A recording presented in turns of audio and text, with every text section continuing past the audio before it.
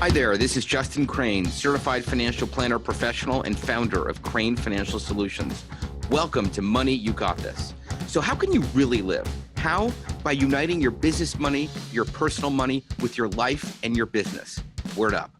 Krane Financial is an SEC-registered investment advisor. However, such registration does not imply a certain level of skill or training, and no inference to the contrary should be made. A copy of our current written disclosure statement discussing our advisory services and fees is available upon request. Information contained herein is for informational and illustrative purposes only, and general in nature. It should not be considered specific financial planning or investment advice, or a recommendation to buy or sell any type of securities or other investment products. Hey everyone, welcome to Money You Got This. This show is brought to you by Krane Financial Solutions. I'm Justin Krane. I'm a certified financial planner professional. I can't believe I just said that 5 times. It's a tongue twister. I offer investment management services and do financial planning. I'm the author of the book, Money You Got This. I'm psyched you're listening to the show. I want to give you this free report, 3 things multimillionaires do to grow their wealth. Just go to coolmoneyshow.com to grab it. That's coolmoneyshow.com to grab it. Thanks. Today, I have a longtime friend, someone I've wanted to have on for a while. His name is Jason Ciment. I'm going to give you the official bio introduction in a minute, but before I do that, Jason, you're in marketing. Let me welcome you to the show. I'm really excited that you're here. I'm very excited to be here as well. It's only my second podcast of the day, but you're getting the better half. You're getting the better half of me. I love it. So who is Jason? Jason is a hyper-growth consultant, mentor, and friend to business and organizational leaders. Jason runs Get Visible, a 4-pillar digital marketing agency, and is author of an Amazon best-selling book called I Need More Clients, Digital Marketing Strategies That Grow Your Business. Jason's team of competitive millennials transforms lazy businesses into local giants, regional players, and national contenders. All right, that's the official one. Anyways, it's so good to have you here. Thanks for coming on. Awesome. Looking forward to talking about whatever we can riff on. Yes. So let's just first off and talk about marketing in general, because I think when people come to hire you, they don't really know what they should be doing. They know they need to be doing something, and they don't have a big picture plan. And I know that your firm is called Get Visible. So I just want to hear from you. What does marketing mean to you? In simplicity, getting in front of the right person with the right message right there. Because if you've done all your work in terms of your unique selling proposition and your marketing materials are there with the website and your positioning statement, and you have your social proof in terms of your testimonials that people validate what you do, and you take all of that, and of course your pricing and whatever else is accompanied to the services that you're doing. And if you can get that message in front of the person who needs what you have, then that's what marketing is about. Selling them is after you got the message there, now they got to get it over the hump to close the deal. That's the sales side of things. But marketing is creating that entire collaboration of messaging and materials, and then finding the right channel to get it delivered to them. That's how I define it. So do you help people with the right message to get to the right person, or is it on them to figure out who their target market is, what the psychographics and demographics are, and once they do that, then they come to you? Or do you help them with the whole thing? We help with the whole thing, but I will say it's a budgetary issue. Like sometimes if the money is there and they can afford to do both, I would bring in somebody whose entire career is about audience analysis and messaging. Like that's what they do. That's all that they do. So if you can afford to spend the $5,000 or $10,000 extra dollars to bring somebody like that on board, it's an enhancement to what I do, because we don't put ourselves out there as being the best messaging people, because that's an art form. Mm-hmm. Therefore, we can do it. We build websites, they function well, and we're obviously doing messaging all day long because we have to optimize ad campaigns and landing pages and websites and all that kind of stuff. But there is a difference to bringing somebody on who's just looking at the business, thinking about, I call it magic markers on glass walls. Sometimes you can spend good money on that. We spent horrible money on that years ago in a nonprofit that I was involved with. We were forced to hire one of the agencies. We spent $40,000 and literally changed like two digits in a two letters in an organization's name. It really had no impact. But if you're careful and you get referred to the right person, there are people like, we know Mark Jaffe, who runs New Revenue Now. I think he's had different names, but we're working on a client together. He's sitting with the client. He spends 4 hours as an initial stage, and he goes in a deep dive to figure out who's their real audience and what's their real message. Like, I'm not saying we can't get there, but it's much easier for someone who does that full time to get there. So I think as a marketing agency, you'd have great success with people that have a great message to the right person. If you're running ads and coming up with campaigns for them or designing their website and it doesn't work because of the messaging, the offer, or who they're going after, it could be a complete waste of time. correct. So that's where the marketing efforts on an ongoing basis matter, because you could also hire that great messaging person and it could be they made a mistake. I mean, they just misread the market. It's happens often. So when you run the campaign, you start adjusting. You're doing A/B testing. And with ad campaigns, you can adjust in real time. So you can see, hey, maybe I got to tweak this word or tweak this landing page or change the colors, change the photo, all sorts of things. For example, today we have a campaign for a medical clinic, and it turned out that the picture that was loaded was too old, the demographic. So I mean, that's a mistake. But the point is that every nuance within marketing messaging matters, and testing on top of it in order to adjust. So this show's about life, money, and business. Let's bring in the money part of this. Yeah. You're coming in with a marketing budget of X, I don't know, whatever, we'll call it $5,000.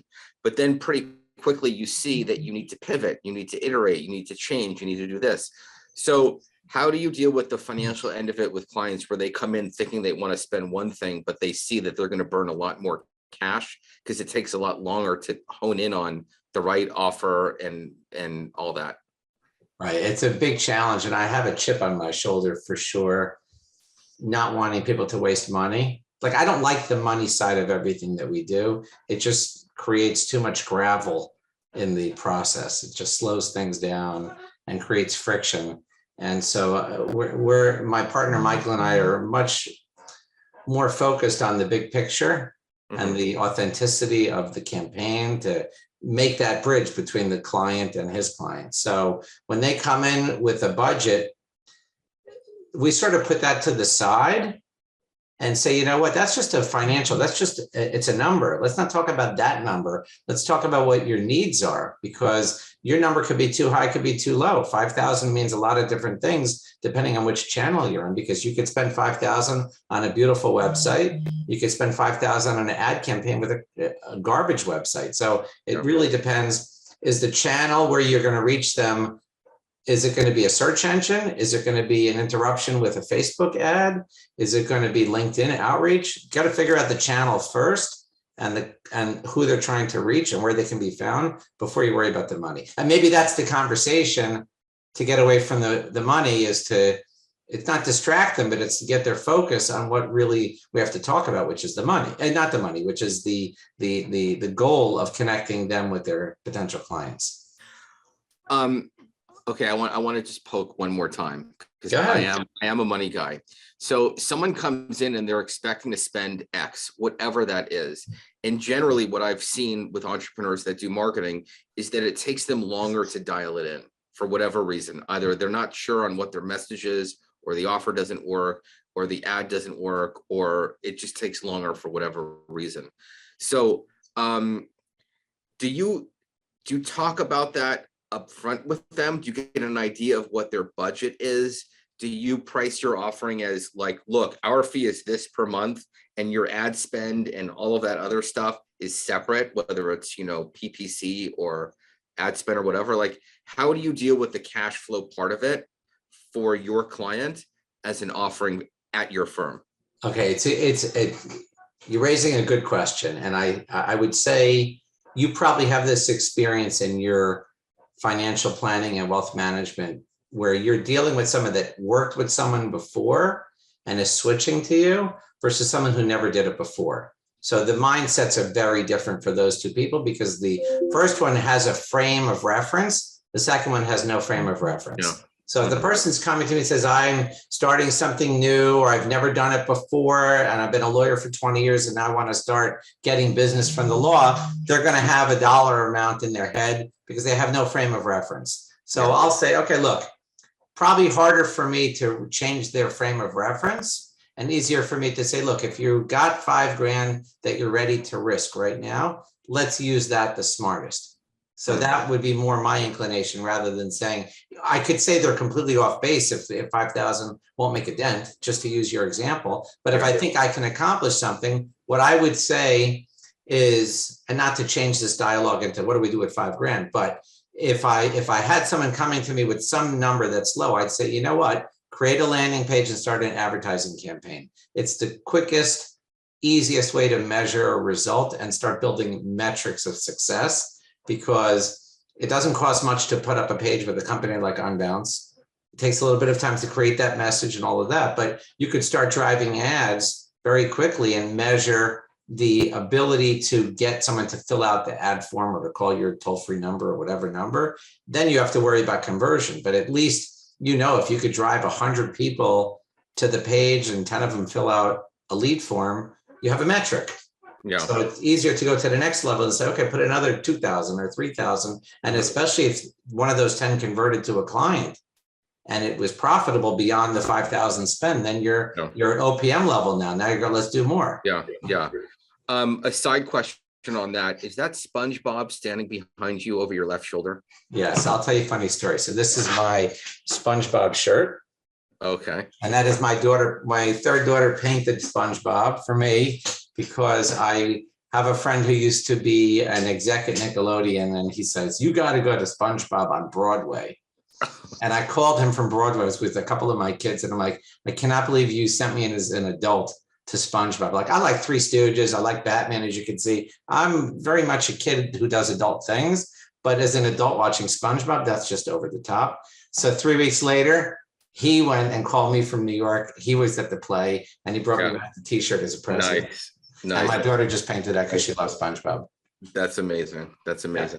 Little diversion. Yeah, I want to come back to what you're talking about, because you said something about that example, and I think it speaks to me. It makes me feel way more comfortable if I was going to do an ad campaign, is start with something simple and work off of that. Sometimes people get so complex with these marketing campaigns, and there's all these, you know, if they click here, they go here, if we do this, we're going, you know, it's like, oh my God, it gets so overwhelming. But what you said in that example is so simple. With just start with something and then iterate and work off of that.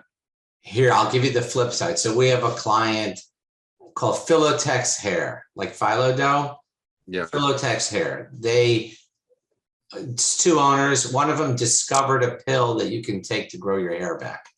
And the inventor had sitting on a shelf for years.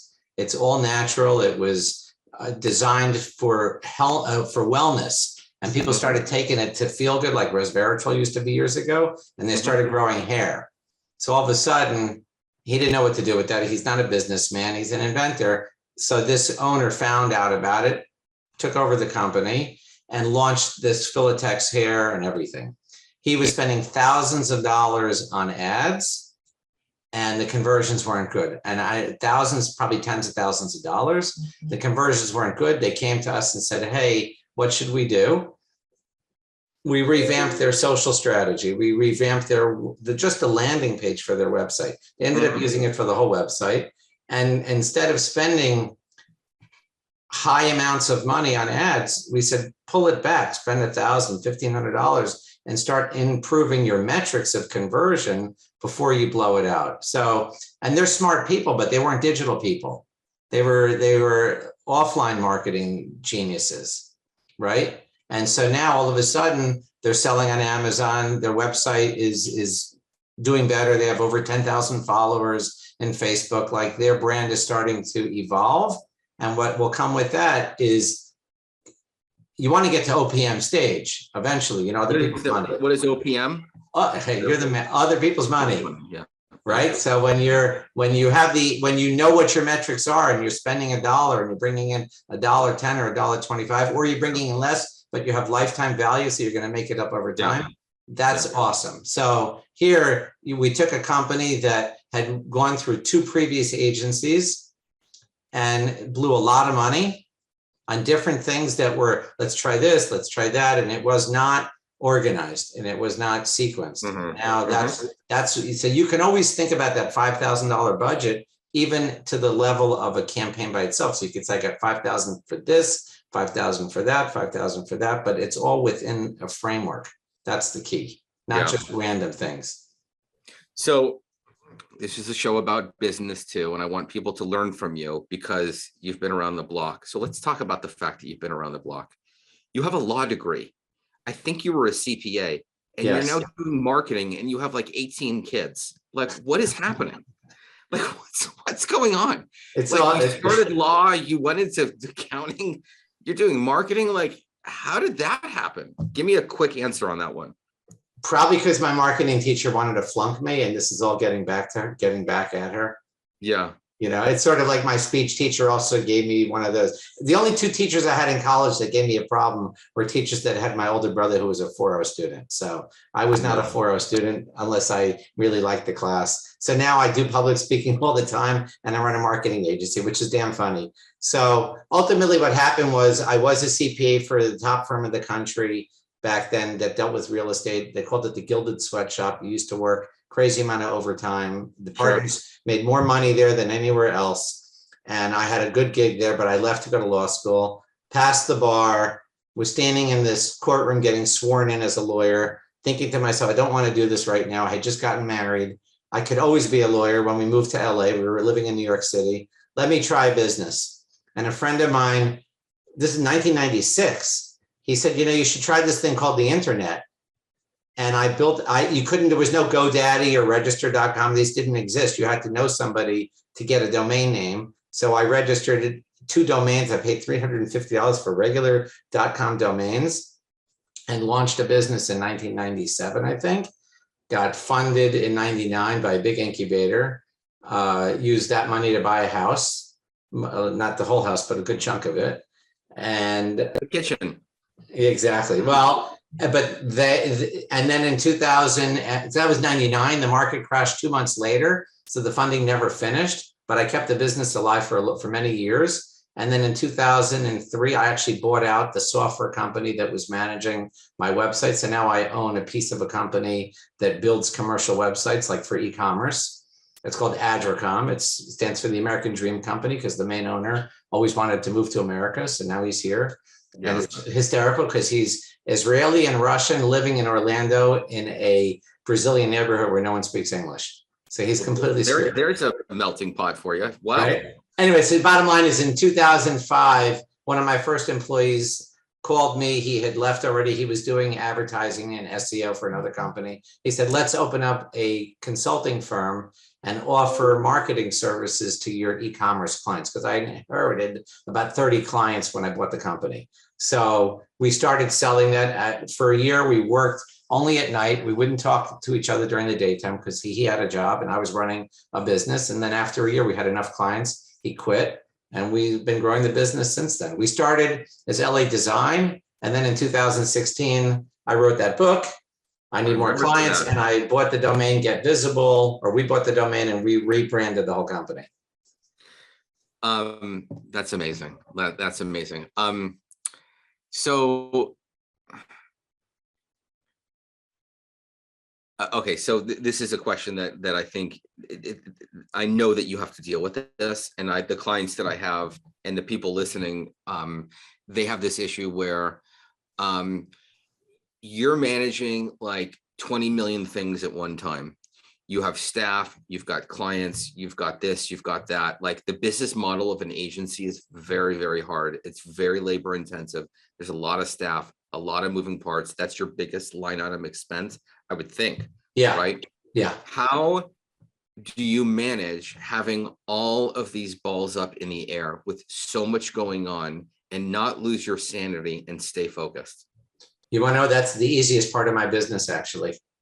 Wow. For real. Yeah. I'm doing this for over 20 years, managing staff and remote staff on top of it and keeping track of things. Give us an So, idea. Give us an idea of your how much staff you have that are either on payroll. right. So, and we or- just hired another person last week or 2 weeks ago. So we have, I think, 15 people or so at Get Visible. We all were in Phoenix except for me and one other person, Mhm. except for a couple of people. But then COVID obviously changed things. So one person moved to Colorado, one moved to New York, one moved to Seattle, and we kept everybody.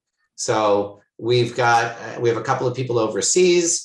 And so we have 4 different silos. We have the design and development of websites, which is the entry point into our ecosystem. Yeah. Then we've got the search engine visibility.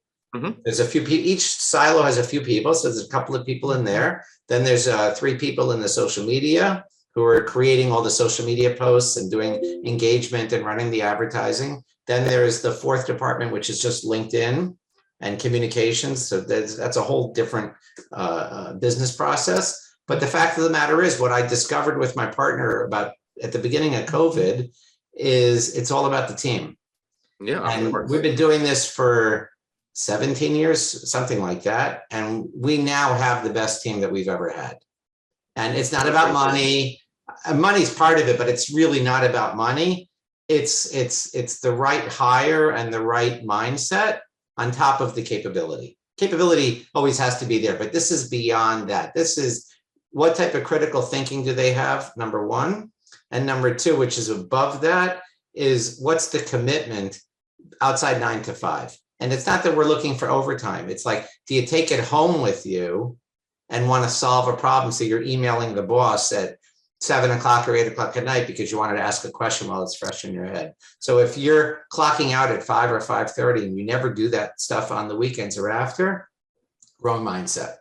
So to me, and that's been the game changer, because we now have people that are calling us or reaching out, not during the normal workday, and saying, I want to be better. I want to do better. What can I do? Here's an idea. And that's been the big change. So we have all the systems and processes in place. We use ClickUp for task management, HubSpot for something else, for CRM and things like that. That's all pedestrian stuff. I mean, it's how you use the tools that matter, and who's using the tools that matters even more. So I would say for anyone who's running staff, it's not about managers or those layers. It's just knowing that the stakeholders are, contributing to the entity. As a matter of fact, there's a new piece of software coming to the market, probably in 2 months. It's called Co-Amplify. And it's a guy, he's a client of mine, but he's in a group that I belong to of business leaders called ABL. And he used the system internally for 2 years. And what did he do? And this is great for anyone who's looking for a good management tool, because there's Monday and ClickUp and Asana. These are all task management. Sure. He has elevated it to workforce management. It's a whole different way of thinking. The CEO and the janitor are all on the same platform and can see what each other's doing. Wow. So he's changed the whole transparency. I need to chunk this down, because one of the biggest challenges that I see entrepreneurs have who have an employee, 5, 10 employees, 15, that are either they're at 7 figures, they're trying to, double, is the staff, is the people, is the team. Right. Generally, if they got to a point where they have critical mass and they've succeeded, they do have a decent offer at a decent price, and they give the client or customer a decent experience. But if they want to grow and expand, generally it's around the team. And I know that this isn't your real wheelhouse, because you are a marketing agency. Right. But I think people need to learn about what you just said about the right hire with the right mindset. And the example of the stakeholder working late. So how do you hire the right people on the front end? How are you screening them? How are you interviewing them? How are you making sure that they have a work ethic and a mindset that's good for your company?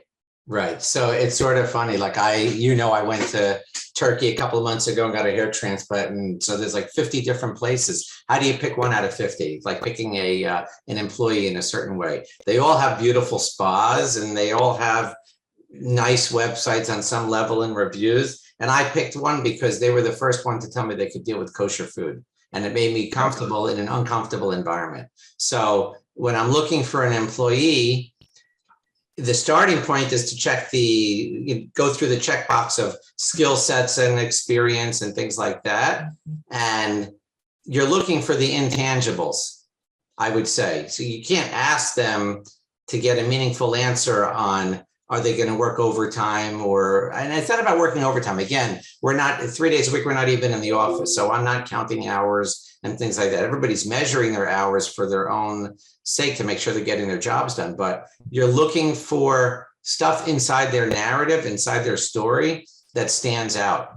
So I'm joking when I say I'm looking for that kosher meal, but I mean, I'm looking for something in their narrative that speaks to the culture that we have and the type of personality that they are. How are you asking for the narrative? How are you assessing the narrative? Are you just Zooming with them and interviewing them? Do they fill something out? Like, what are you doing to find the right people? Right. Well, first of all, it's important that we have the employees interview new employees, because if I'm interviewing and then I hand them off to an employee afterwards, it's the wrong order of things, because then they're just going to be yesing me, right? So if the employees start off and the person makes it through to the next level, which is either my partner or myself, to have a more serious interview, they've already gone through the culture, they've gone through the capability. Now it's up to me to determine, and you can usually smell somebody out within a minute. You got that pheromone test or whatever you want to call it, or as Ann Convery calls it, the rodent brain. Got 30 seconds to figure somebody out. You're usually at our level of the game. You're not going to get fooled so often. So therefore, in that 5 or 10 minute conversation, I at least feel, I can tell, I can discern what the intangible is. I know what you're asking me is, what question am I going to ask to get to the intangible? I don't know if it's another question, because, I'm sure we can all come up with that. But look, it's not easy to hire 15 people that are good and can work remote and are independent. I mean, successful businesses do it all day long. They do. But it's not easy to do. And that, like, EOS, right? Yeah, sure.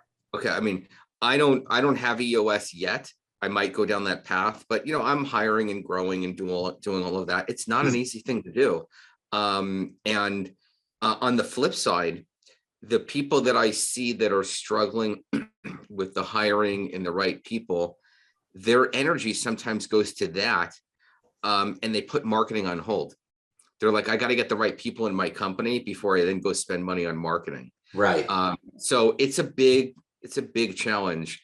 But you answered my question. It's good. I mean, let me give you an EOS parallel. Yeah. Because EOS talks about filling up the glass with the rocks and the pebbles and the sand, and then you can put the water in, right? So when you think about interviewing, the first layer of the interview is the rocks. That's my lowest down employees, let's say, right? Then they may go to the next level is the pebbles. So by the time they get to me, I'm the water, or Michael's the water. So we're now asking questions and it's not just asking questions, it's having a conversation where we're going to try to discern what their water level is. And I know I'm being a little bit obscure about this, but I feel like at that level of the interview, they're more comfortable and they can be more revealing. I think, because we've already gone through the hard thing. So what I tend to try to do is ask them about a situation that they've been in, so it's in their head. Sure. And then try to impose into that situation, well, what if this or what if that, and see how far outside the box they could go instinctively to give an answer to that. That's sort of my play on it. And even if I'm a little luckier and I've done a little research in advance on what they did before, maybe talking to the people who did the interviews, then at least I have information and I can see how that compares to what I'm hearing on the phone. It's hard. I'm not an employer, and I'm a sucker to hire anybody, to be honest. I'm not trying to paint myself into a narrative that says I'm an awesome hirer. It's really, we got lucky because we had plenty of bad hires over the years, but I was never involved until recently. So, and I'm not saying I did anything better. This came from God, no question, but we invested more in hiring right than we used to, and that did make a difference. So your clients are not telling you the wrong thing. The only difference is that they're not operating in parallel. They're saying, I got to do this first before I can do that. That's a mistake. That's just an economic mistake. Yeah. Yeah, absolutely. I was going to ask you about the biggest mistake when it comes to marketing. I'm just curious what your thought is on like, when you see people coming to you and they're like, we've done this, we've done that, we've done this, we don't like marketing because we tried everything or whatever. Like, what is the biggest mistake that you see business owners make with marketing? Is it an action or is it a mindset or is it both or what? Okay, this is funny. I just talked about it this morning and I don't remember who I talked about it with, which is how long this day has been. When you have there's a difference between the business owner and the employee who works for the business owner. So the employee never has a risk to hire the industry leader as a service provider. So it's sort of like the Peter principle at work in that capacity. So if I'm competing against, for example, in my world, Scorpion is a big provider of websites for lawyers. A lot of people will have a lot of negative things to say about Scorpio, but they're still a big provider. And some people will say good things about them.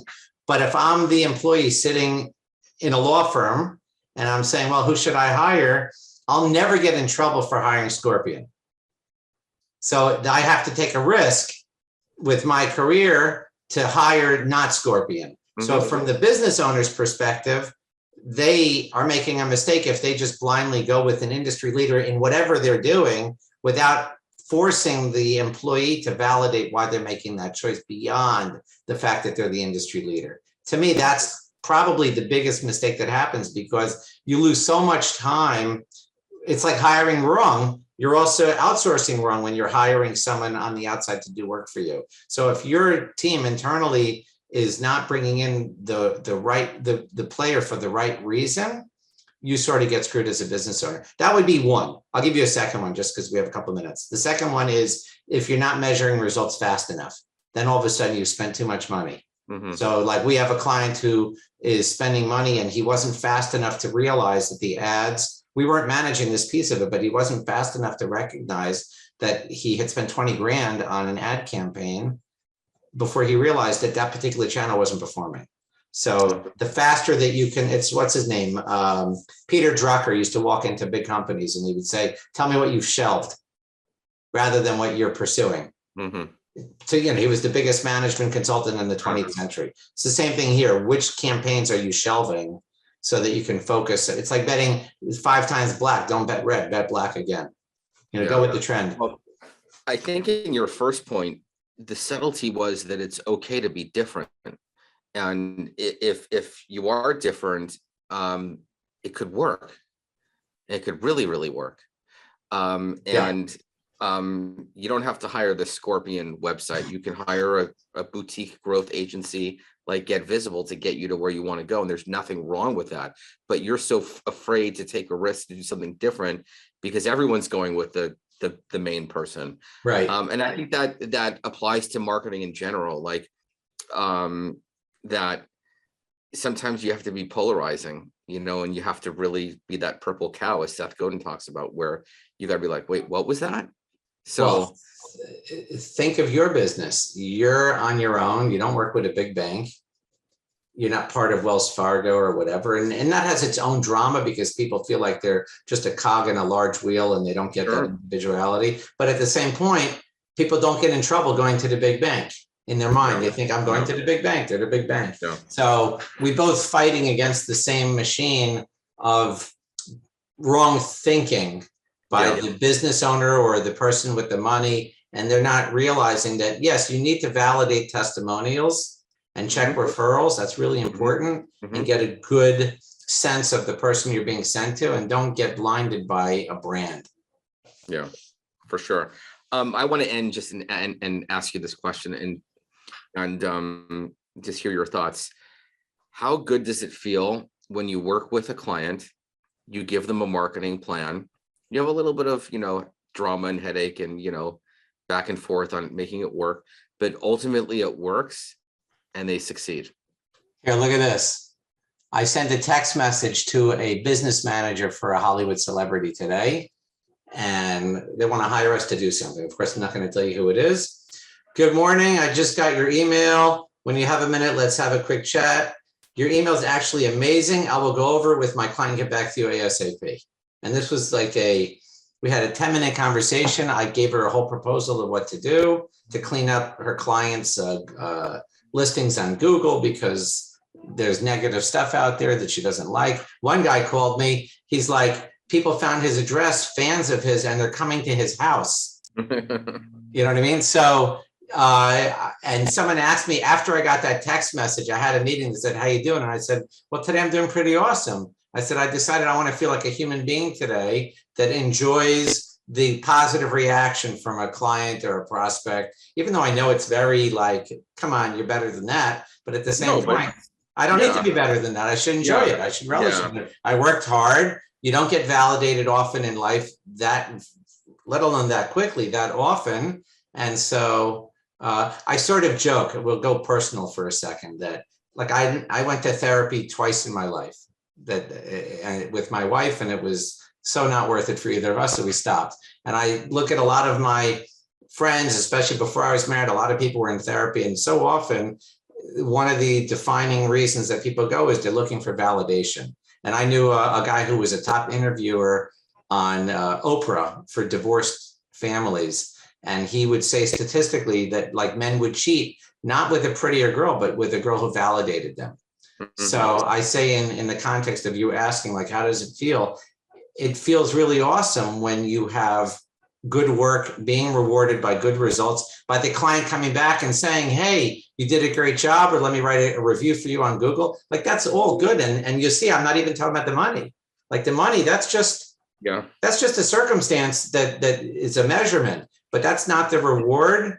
It's not just because I closed the deal, I'm going to go buy a pizza with all the toppings. You know, it's just like, those are important things, but they're not the Maslow important. Let's put it that way.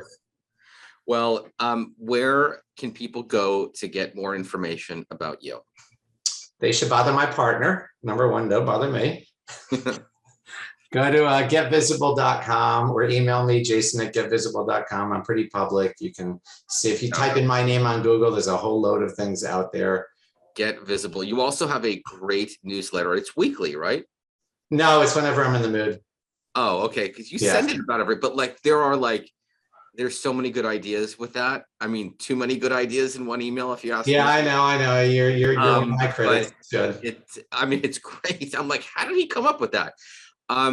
Guys, go to getvisible.com. Jason's amazing. We didn't even get to talk really about how cool he is, how awesome his ideas are, how creative he is. Just follow him on LinkedIn. Like he's got some cool stuff. Like, I need to channel you more on LinkedIn. So thank you for coming on the show. I appreciate it, Jason. Hey, you might not like it after you read my book that's coming out in a year or so, Transcending You. So we'll see. I love it. All right. Thanks again. Have a question? Want to get in touch with us? Need some help and advice with your finances? Just go to coolmoneyshow.com and reach out to us. That's coolmoneyshow.com. Krane Financial Solutions is an SEC-registered investment advisor. However, such registration does not imply a certain level of skill or training, and no inference to the contrary should be made. A copy of our current written disclosure statement discussing our advisory services and fees is available upon request. Information contained herein is for informational and illustrative purposes only and general in nature. It should not be considered specific financial planning or investment advice, or a recommendation to buy or sell any type of securities or other investment products. No investment decision should be made based solely on any information provided herein. We do not provide legal, accounting, or tax services. We recommend that all investors seek out the services of competent professionals in any of the aforementioned areas. Certain information provided has been obtained from third-party sources that we believe reliable. However, it's not been independently verified and is not guaranteed.